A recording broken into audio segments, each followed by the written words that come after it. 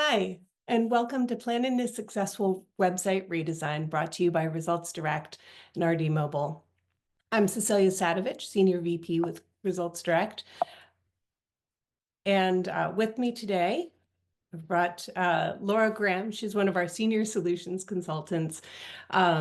She's a longtime colleague and good friend. I just love chatting with Laura about things because when Laura started at Results Direct 7 years ago or so, I mean, she just brought such new, fresh energy towards kind of an old idea, right? Data-driven designs and usability testing, and really brought a lot of that home to bring some success stories to our customers. So excited to chat about that today. Thanks for joining me, Laura.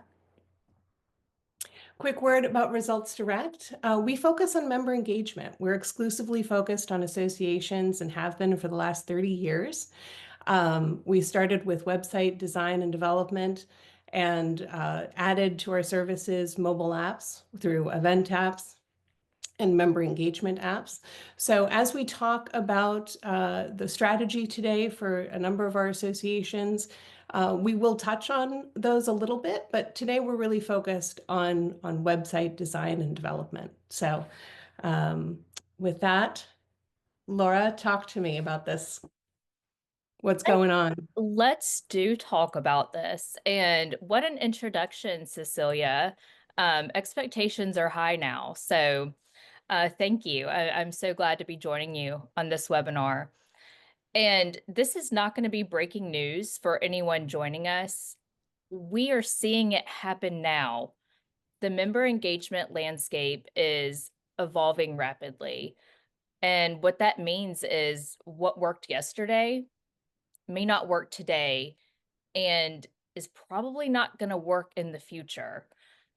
Today's most successful association websites are no longer just repositories of information. They really are essential communication hubs, a key driver for engagement, advocacy, and professional development. And your website is often still going to be the first opportunity you get to convey value to new users and prospective members. I mean, let's face it. So Amazon, Netflix, and even TikTok, which I asked for, signs so I could, point to things during this, but they've completely shifted our expectations as users and buyers, and your members are no different. So like you, your members are looking for personalized visual experiences and quick access to information. So as technology continues to advance, along with the expectations that come with younger audiences, is your organization and your website ready and able to adapt? That's the question. Well, that's a good question, and kind of a scary one. You've intimidated me now a little bit, Laura. Yeah. I look at it as, holistic member engagement, right? That when we're thinking about all the stuff that the associations do, and that's my representation of associations over there on the right. It there's a lot of things, as you mentioned, that associations provide as a part of their membership value proposition, right? There's advocacy, there's publications, there's really just leading the industry, there's drawing new people to the industry with younger members. But when I really kind of step back and think about the member and how, or the prospective member, and how they actually engage, what are the touch points they're going to have with their association? It's really simple. It's down to three places, right? It's their laptop, their phone, or an in-person event, right? And so when I look at it and kind of think about how to distill that, it does come back to not just all the things that the association provides, but defining that digital strategy and that implementation plan for the website and for the mobile app. So I'm hopeful today that, as we talk about website redesigns and what to expect, that we can get into a little bit more about that. And the core kind of questions of today's webinar are, do I even need to redesign my website? That's one of the things I love about you, Laura. You challenge people on that. Um, and how do I get started? What to expect in terms of results, and how do you get to good results? I think there's the scariest thing about a redesign is feeling like it's just something that you might do that doesn't provide as much benefit after all that work that goes into it. So we'll tackle that. And then, last but not least, how much does it cost? What to expect to invest in a website redesign today, given how much the industry has changed over the last several years? Absolutely. I cannot wait to dig into all of this. And yes, I do hope that you will feel challenged throughout this webinar. And we want to ask the tough questions. Um, so if you've registered for this webinar, I'm betting that a website redesign is on your to-do list. Or maybe you're just starting to explore the process. So let's get right to it with a quick poll for those joining us today. Why are you considering a redesign? Wow. So there are a couple of big winners here in terms of responses, with the top one being difficulty finding information quickly. And if I had a dollar for every time I have heard this response from an association that I'm speaking with, well, I would be a very rich person. So, um, yeah, absolutely. That's a huge challenge. The next one was outdated design. And we're also seeing, lack of engagement coming in. And then some responses around outdated technology, and it's difficult for staff to manage. So I am happy to see that, your website not being mobile friendly is on the lower end of why you're considering a website redesign, because it's 2025 and we're hoping at this point that your website is going to be mobile responsive. So I'm happy to hear or see that that is one of the lower reasons that you're considering a website redesign. Just based on those responses, technology is hard. So you know what I mean? It runs the gamut. Um, I will say that the biggest signal that you need to consider a website redesign, it's not contributing to your organization's goals. Your website should be a tool that is working for you and not a roadblock. And redesigns come in all shapes and sizes. What works for one organization is not going to be the same for another one or for your organization. Think of it as like the little black dress for your association. You know, some strategies can be timeless, and that really depends on those managing the website and what your audience is looking for. What are they coming to do? What's the value that you're providing? And are they really taking full advantage of that? So, based on those results from the poll, we can see that a lot of you are receiving complaints from members or maybe even internal staff, um, not being able to find things on the website. Again, I'd be a very rich person if I had a dollar for every time I heard that. And there are absolutely solutions around that. Or your design is outdated and it's not reflecting your brand and who you are today. We see that a lot too.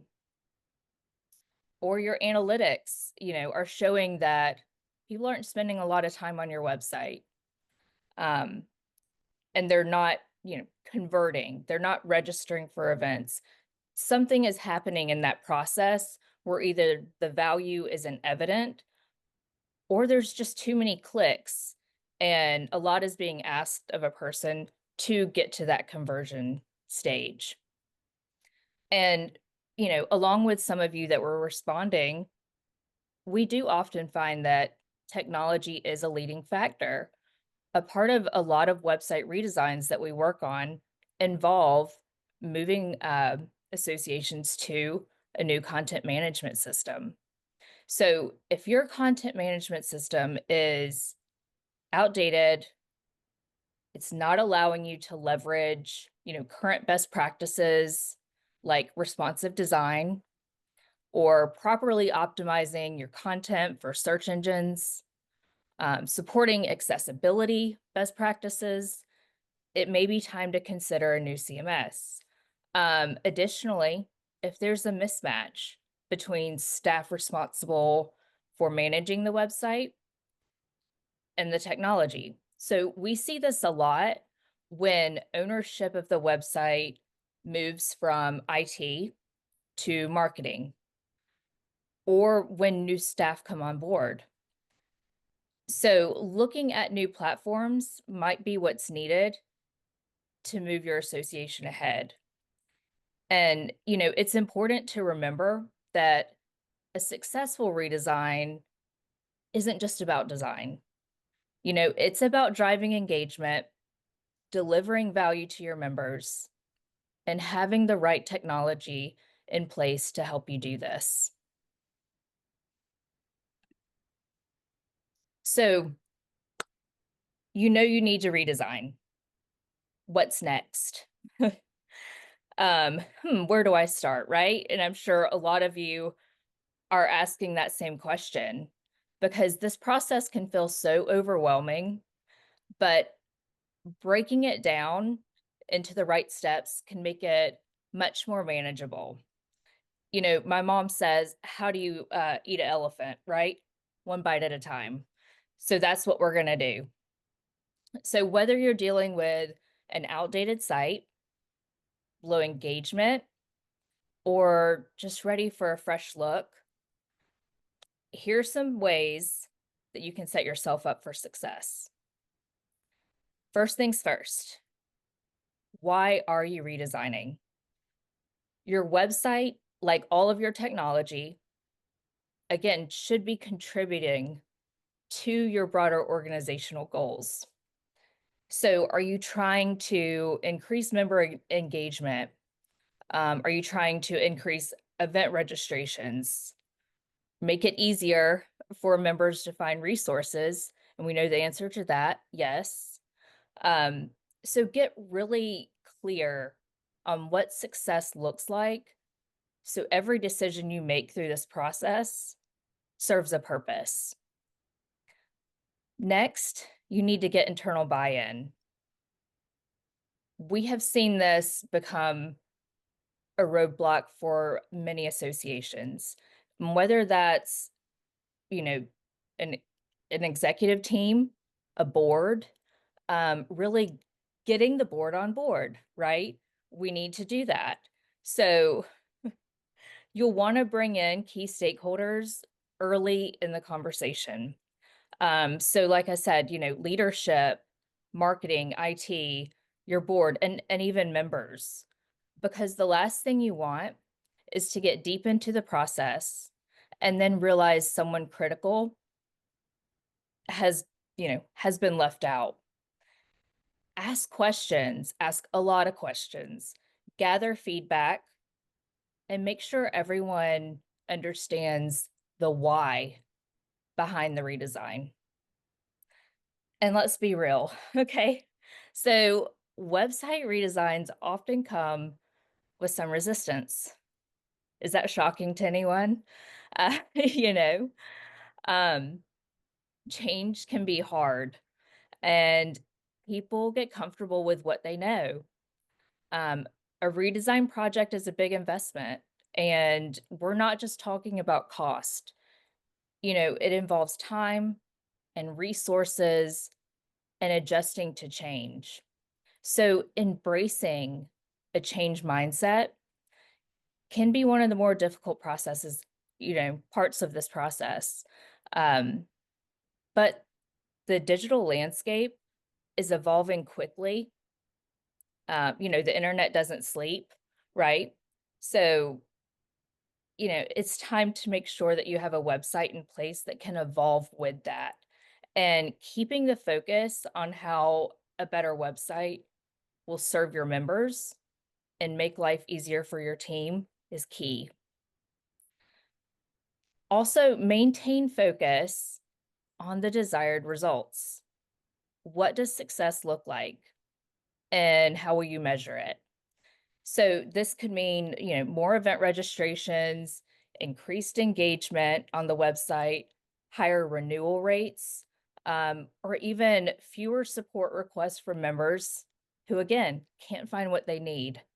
And it's right there on the website, but they can't find it. So they're calling your staff, and that's more time put towards that. So set measurable KPIs so that you can track progress and prove ROI down the line. And don't forget, as overwhelming as this process can be, celebrate every win. No matter how small, make sure that wins are communicated and celebrated. That really helps to, keep the team on track and, show that progress is being made. So finally, you need to you need the right people to help put your vision in place. So your website partner should understand your unique needs, should also be able to integrate with your existing systems and help guide best practices. Um, maybe not just building exactly what you're asking for, but bringing new ideas to the table that can really excel your strategy.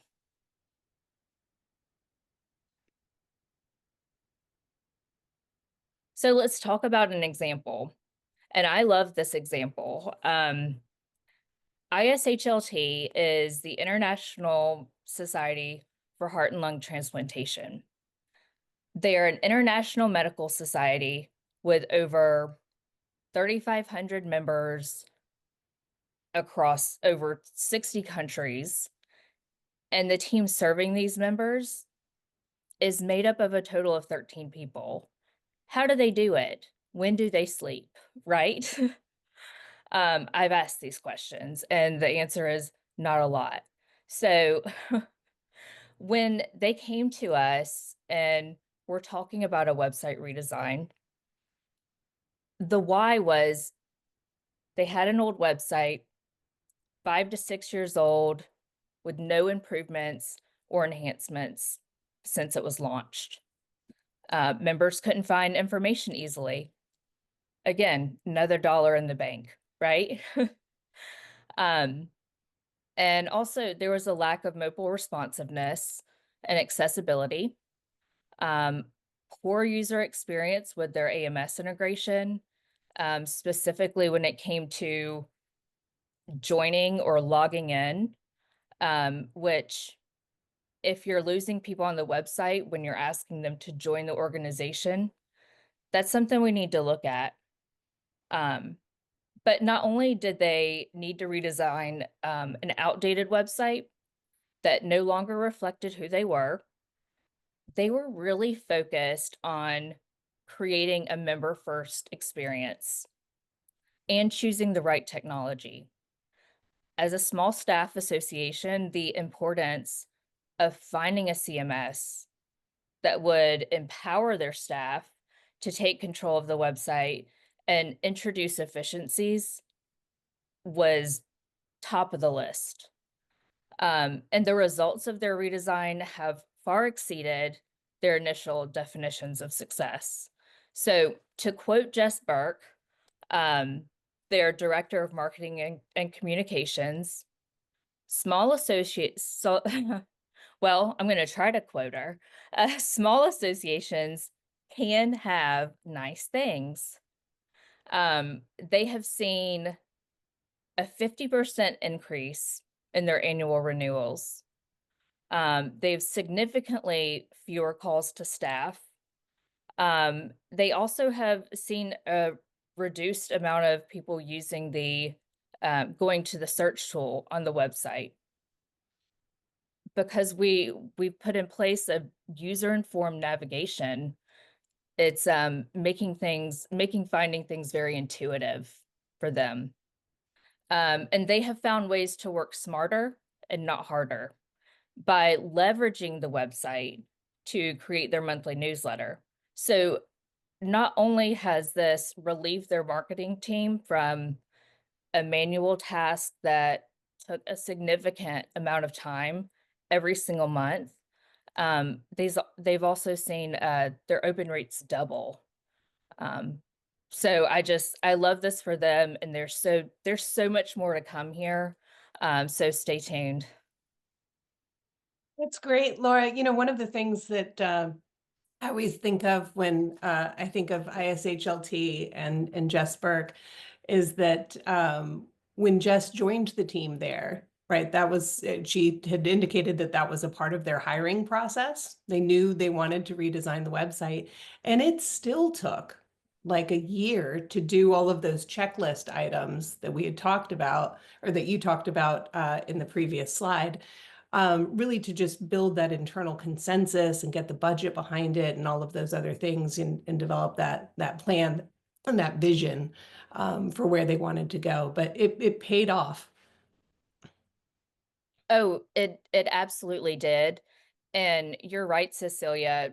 You know, what we're seeing with ISHLT is the tip of the iceberg. All the stuff below the water that happened before they even came to us with an RFP is it's really a lesson in how things can be done and how to really, you know, what goes into creating that successful website experience. Right. Well, so just as another example to give the folks with us here today, you know, another way of kind of looking at things and the kind of success to expect with a website redesign and consider their goals.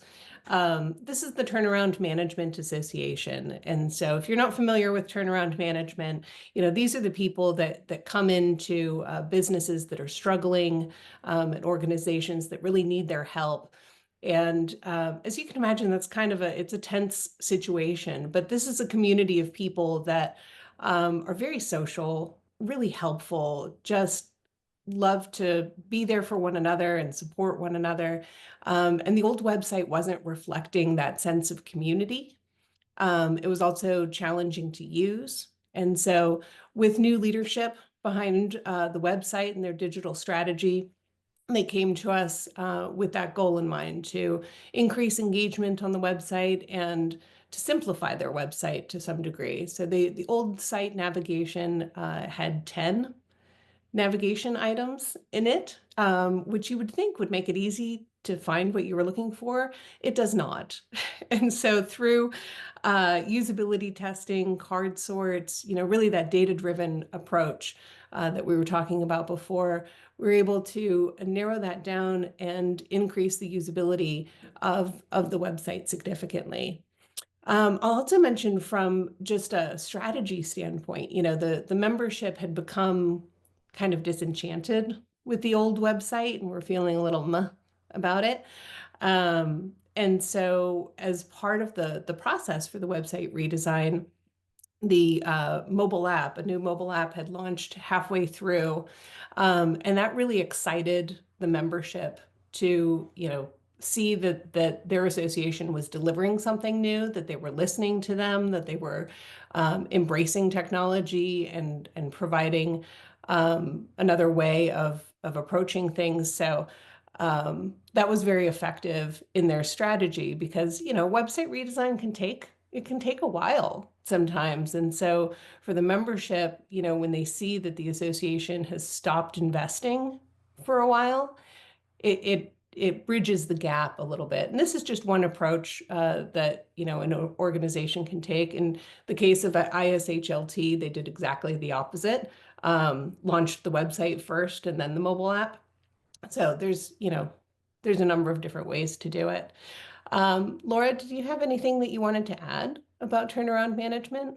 Absolutely. I mean, let's talk about the fact that with the new website in place and the mobile app for their events, I was recently talking to Jody Talley at TMA, and she let me know that the registration rates for this year's conference are through the roof.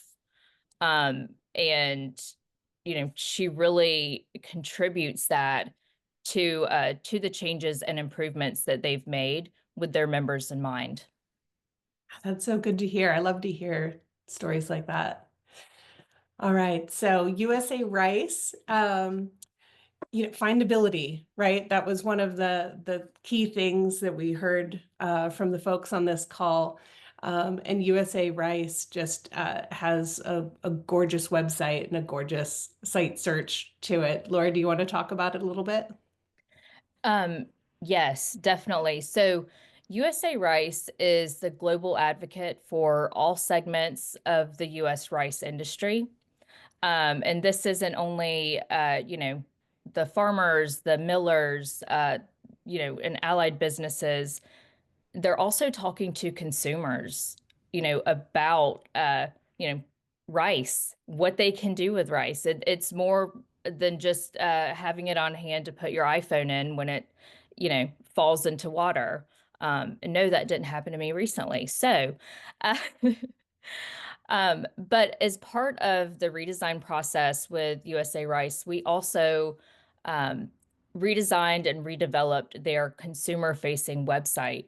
But what we did is we pulled that consumer-facing website into their main domain, into the main website that is traditionally focused towards their members. But it's a distinct microsite. So there are two different experiences for the different audiences. But what we've seen from that is a huge increase in organic search traffic, engagement on the website, their brand authority in terms of SEO has skyrocketed because of the effect of having all of that relevant content in one place and allowing that main domain to get the authority. Um, Previously, when they were separate websites, they were really competing for the same traffic, um, in a lot of ways. So it was, they've seen a lot of success with that. And I want to say, as you're considering the website redesign process, if you do have multiple websites out there, think about the benefits of consolidating, not only giving your staff, fewer places to have to log in to manage the websites, but also, the benefits that come from SEO improvement and usability and really showing the full impact of what you're doing and your commitment to the industry.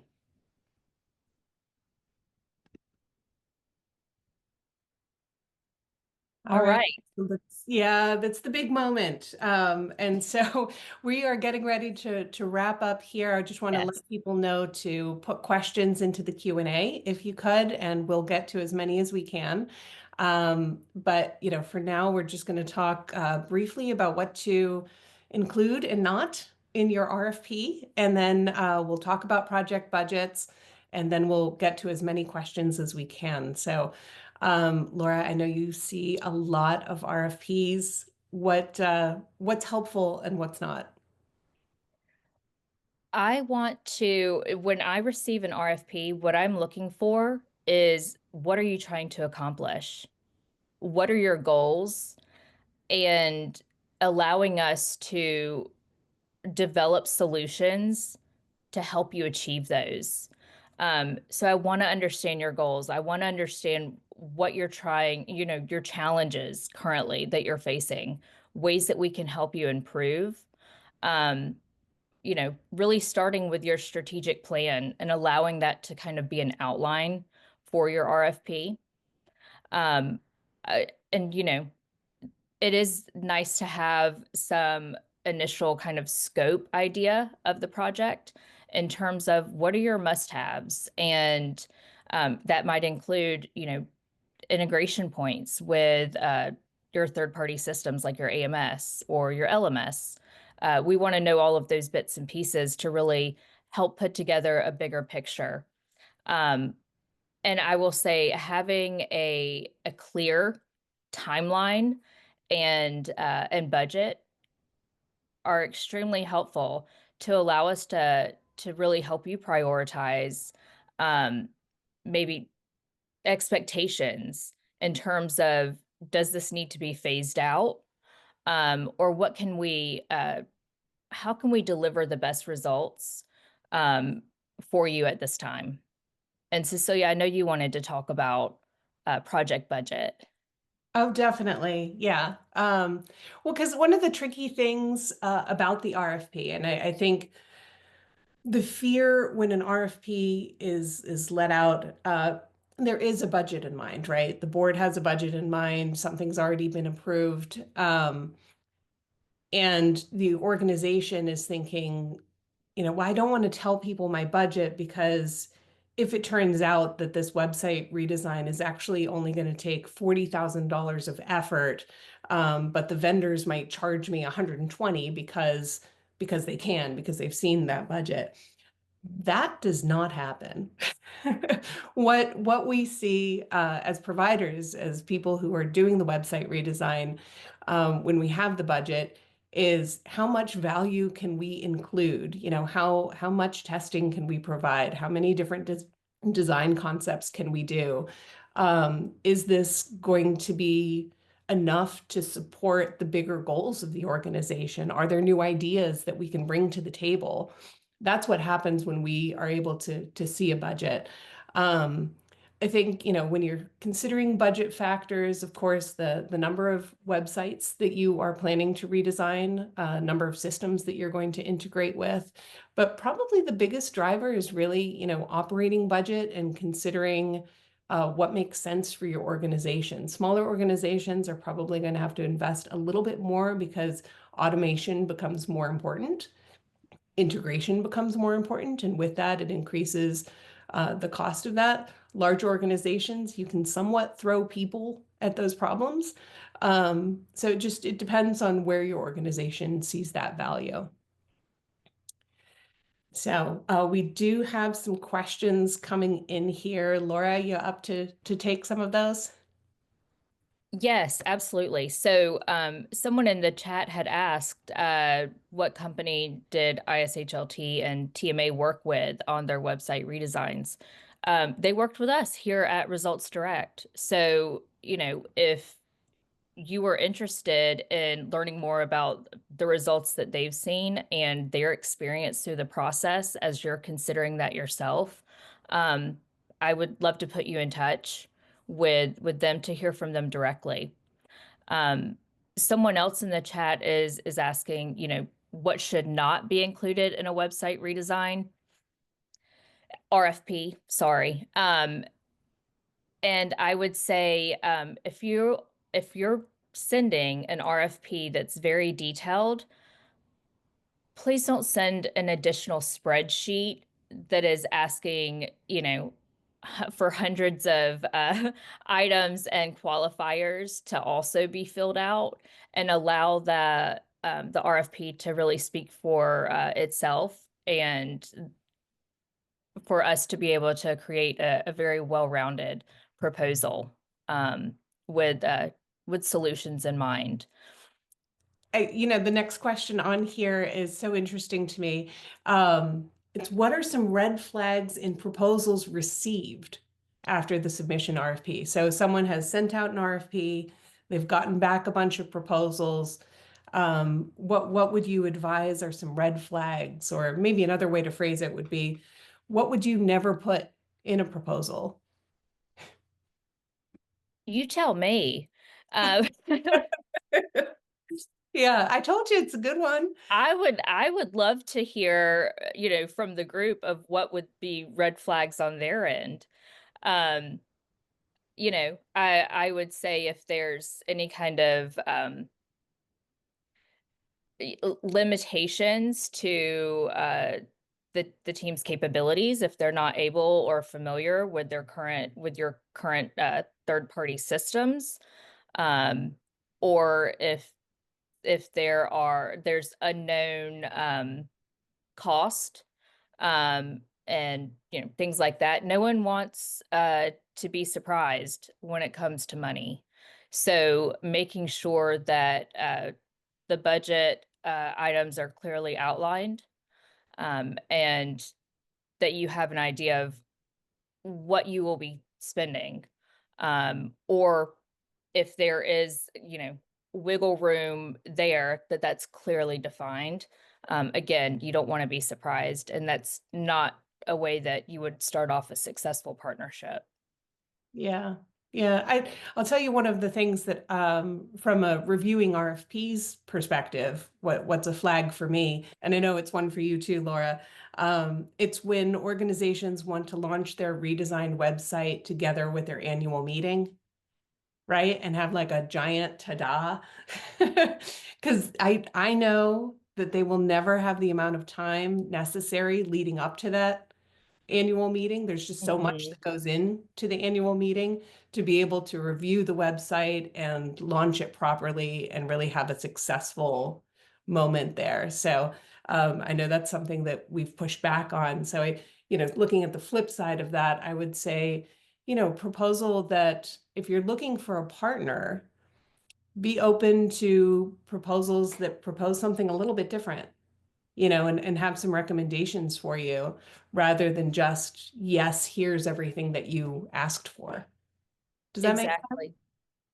I I think that response is spot on, and we often do hear from groups that want to launch their website, right before the annual conference so that they have that big ta-da.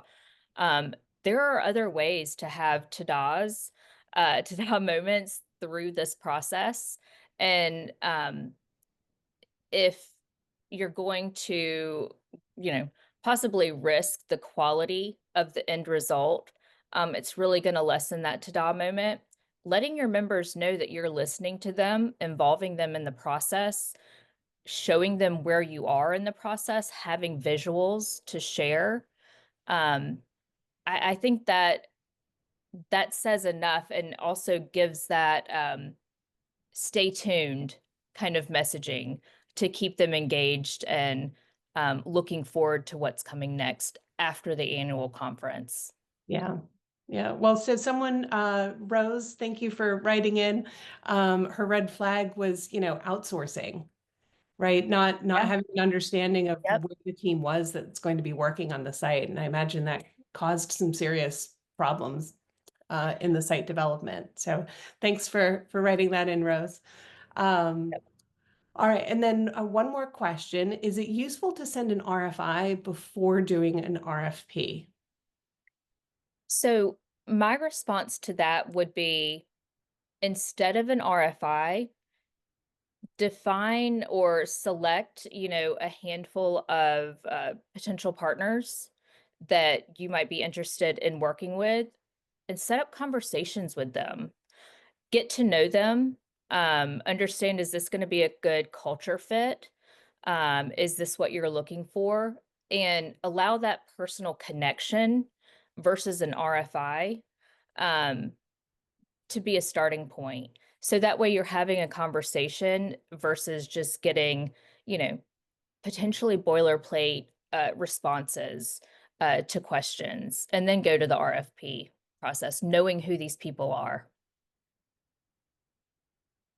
Gotcha.